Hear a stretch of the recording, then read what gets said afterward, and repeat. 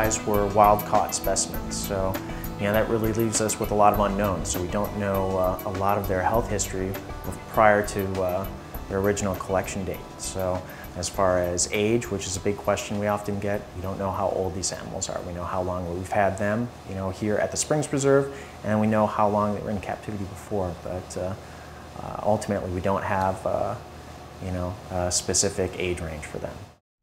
Ever since they became residents at the preserve, they've had regular and expert care from our team of veterinarians, including thorough annual examinations. Today's exam was just kind of a cursory exam, make sure we're getting good biological data, weight exam. We collected samples, blood and urine, to make sure that organs are working properly. And the most important part is just kind of feeling how things are on the animal.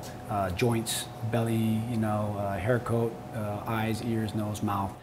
It has taken a great deal of study and attention to make this relationship between doctor and fox seem so commonplace.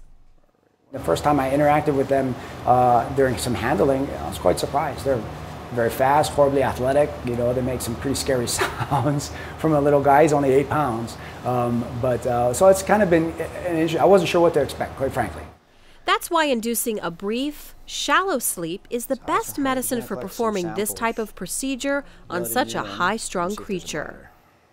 We choose gas anesthetics to do our procedures because it's a pretty rapid induction phase and pretty rapid recovery phase. Keeps them pretty light. Since we're not doing a lot of in-depth work with them today, there's no need for us to have a real deep sedation. So being they're wild animals, they stress out quite easily, and we try to minimize that. And while we may never know what caused some of the conditions our foxes are facing, we are monitoring and successfully treating them. One of the foxes, the first one which we did, had a history of some limping issues, some lameness issues in the left front leg, as well as some chewing problems that we've noticed in the past. So, the good news is that while there is some damage there, they're managing quite well. No other pharmaceuticals are needed at this time, which is pretty awesome. But these are not the only challenges of treating what is essentially a dog with some distinctly cat-like tendencies.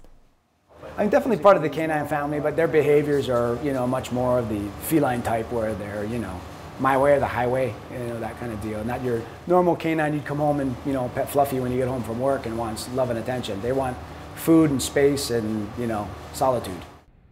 All of which are guaranteed, whether they're on or off display, in a living collection exhibit space that allows them to rest in plain sight during the heat of the day, then enjoy a nightlife that involves a lot of activity.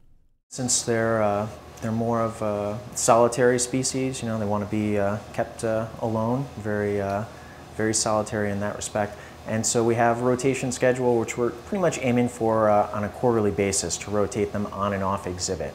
But just the way the exhibit is designed as well, it helps highlight that natural history. So it's got that outdoor aspect, and then you'll also notice the den as well. So since these guys are nocturnal, our visitors are here during the day, he's not going to be as active during the day. So we're going to be able to see him in a natural type of environment, doing natural behaviors just like he would out in the wild.